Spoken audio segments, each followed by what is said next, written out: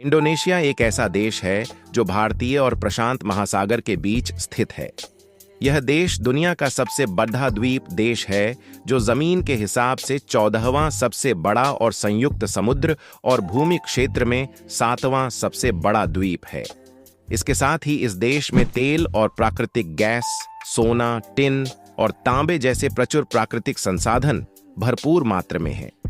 Indonesia प्राकृतिक सुंदरता और यहाँ के कुछ खास आकर्षणों की वजह से दुनिया भर में प्रसिद्ध है। अपने जीवन काल में प्रत्येक पर्यटक कम से कम एक बार इंडोनेशिया की यात्रा करने का सपने जरूर देखता है। यह देश एक बहुत बड़ा पर्यटन द्वीप है, जिसके 8 स्थल यूनेस्को की विश्व धरोहर स्थल में शामिल हैं और 19 अन्य अस्थायी सूची में हैं। इंडोनेशिया प्रकृति प्रेमियों के लिए बहुत ही आकर्षक स्थल है और हनीमून पर जाने वाले कपल्स के लिए इंडोनेशिया बेहद ही खास साबित होता है। इंडोनेशिया के सुंदर सफेद रेत के समुद्री तट, संतरे के बाग यहाँ के आकर्षण के प्रमुख केंद्र बिंदु बने हुए हैं। दोस्तों, एक वक्त था जब विदेश यात्रा की योजना बनाना मतलब था वीजा के लिए आवेदन करने की परेशानी झेलना, लंबी कतारें, ढेर सारे दस्तावेज, सवाल जवाब और फिर वीजा के कागजात आने तक लंबा इंतजार। खैर, ये सब अब पुरानी बातें हो चुकी हैं। अब भारतीय पासपोर्ट धारकों को कई देशों में वीजा फ्री एंट्री या वीजा ऑन अराइवल की सुविधा मिल गई है, यानी बिना किसी झंझट के विदेश की यात्रा। अगर बात करें भारतीय संस्कृति और सनातन धर्म के प्रभाव की, तो पूरे विश्व में इंडोनेशिया ही एकमात्र ऐसा देश है जहां इसका असर सबसे अधिक देखा जा सकता है। यहां हिंदू परंपराओं को भी काफी महत्व दिया जाता है। दोस्तों, वेरबो गांव भी एक ऐसा ही स्थान है जो भीड़भाड़ से दूर पारंपरिक संस्कृति से समृद्ध है। इस गांव की प्राकृतिक सुंदरता को शब्दों में बयान कर पाना आसान नहीं। शायद आपको विश्वास न हो, लेकिन यह गांव समुद्र तल से 1200 मीटर की ऊंचाई पर स्थित है। दुनिया में बहुत कम ऐसी जगहें हैं जो इतनी ऊंचाई पर बसाई गई हैं। इसी कारण इसे बादलों के ऊपर बसा गांव कहा जाता है। इंडोनेशिया कई द्वीपों का समूह है और उन्हीं में से एक द्वीप श्रृंखला फ्लोरेस आइलैंड है। यह नुसा तेंगारा द्वीप समूह का हिस्सा है। 27 अगस्त 2012 को यूनेस्को ने इस गांव की पारंपरिक विरासत को सम्मानित करते हुए बैंकॉक में इसे टॉप अवार्ड से नवाजा था। इस गांव की सबसे खास बात इसके अनोखे घर हैं, जिन्हें स्थानीय लोग बबारूनियान कहते हैं। ये घर शंखवाकार होते हैं, बिल्कुल वैसे जैसे जन्मदिन पर बच्चे टोपी पहनते हैं। इनकी छतें जमीन को छूती हैं और पूरा घर ऊपर से नीचे तक छप्पर से ढका रहता है। कभी यह शैली इस क्षेत्र में बहुत आम हुआ करती थी, लेकिन अब यह गांव ही एकमात्र ऐसा स्थान है जो ठेठ मगरई परंपरागत घरों को संजोए हुए है। इन घरों को कुल 5 भागों में विभाजित किया गया है और हर भाग का एक विशेष उद्देश्य होता है। पहला भाग, जिसे लूटो या टेंट कहा जाता है, उसमें परिवार के सदस्य रहते हैं। दूसरा भाग लोभो कहलाता है, जहां भोजन और अन्य आवश्यक सामान रखा जाता है। तीसरा भाग, जिसे लेंटर कहा जाता है, खास तौर पर अगली फसल के बीजों को संग्रहित करने के लिए उपयोग किया जाता है। चौथे भाग को लैंपा राय कहा जाता है, जहां सूखे से बचाने के लिए खाद्य सामग्री सुरक्षित रखी जाती है।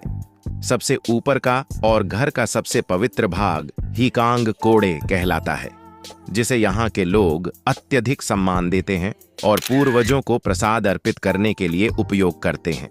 वेरबो गांव में केवल 7 घर हैं और इनके अलावा एक बड़ा सामुदायिक भवन है, जहां गांव के सभी लोग त्योहारों, अनुष्ठानों और समारोहों के लिए एकत्र होते हैं। यहाँ के निवासी मुख्य रूप से कैथोलिक धर्म का पालन करते हैं, हालांकि कुछ परिवार अब भी अपनी पारंपरिक मान्यताओं को अपनाए हुए हैं। इस गांव में सैकड़ों साल पुराने ऐतिहासिक ढोल भी रखे गए हैं, जिनका उपयोग विशेष अवसरों पर किया जाता है। यहाँ रहने वाले लोग झरनों और पहाड़ों से मिलने वाले प्राकृतिक जलस्रोतों से पानी प्राप्त करते हैं। पूरे गांव में केवल 44 निवासी हैं, जिनकी आजीविका मुख्य रूप से कृषि पर निर्भर करती है। वे मुख्य रूप से कॉफी, लौंग और चाय उगाते हैं। गांव की महिलाएं भी इन कामों में पूरी तरह से सहयोग देती हैं। यहाँ के लोग अब भी अपने पूर्वजों की जीवन शैली को अपनाए हुए हैं। आधुनिक मशीनों, मोबाइल, इंटरनेट, सड़कों और गाड़ियों से दूर वे प्रकृति के सहारे एक शांत और संतोषजनक जीवन जीते हैं। गांव के लोग मक्का और चावल का सेवन अधिक पसंद करते हैं, जबकि आसपास के क्षेत्रों में वे कॉफी, वैनिला और दालचीनी की खेती भी करते हैं। दोस्तों, वेरबो के लोग बाहरी आगंतुकों का बहुत गर्मजोशी से स्वागत करते हैं।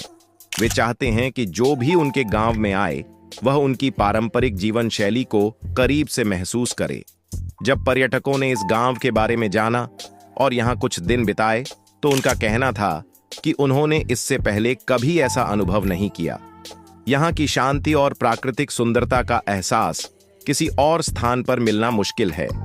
अगर आप कभी इंडोनेशिया की यात्रा पर जाएं, तो इस वेरबो गांव को देखने का अवसर हाथ से न जाने दें। ऐसी जगह, ऐसी परंपरा, ऐसे घर और ऐसे लोग शायद आपको कहीं और देखने को न मिले। नंबर बैतुर्रहमान मस्जिद। इंडोनेशिया की फेमस मस्जिदों में बैतुर्रहमान ग्रैंड मस्जिद का नाम शामिल है। यह यहाँ के खूबसूरत शहर बांदा अके के बीच में स्थित है। बैतुर्रहमान ग्रैंड मस्जिद बांदा अके के लोगों के बीच समृद्ध धर्म और संस्कृति का एक महत्वपूर्ण प्रतीक है। यह मस्जिद साल 2004 में अक्के में आई सुनामी की वजह से प्रभावित हुई थी, लेकिन लोगों के बीच इसकी महत्ता कम नहीं हुई। इस मस्जिद की डिजाइन स्थानीय परंपरा और मुगल भारतीय वास्तुकला को दर्शाती है। Number 2, mount bromo. इंडोनेशिया के नेचुरल टूरिस्ट अट्रैक्शन की बात करें तो सबसे पहले नाम पूर्वी जावा में स्थित माउंट ब्रोमो का आता है। यह इंडोनेशिया के कई ज्वालामुखी पर्वतों में सबसे ज्यादा लोकप्रिय है।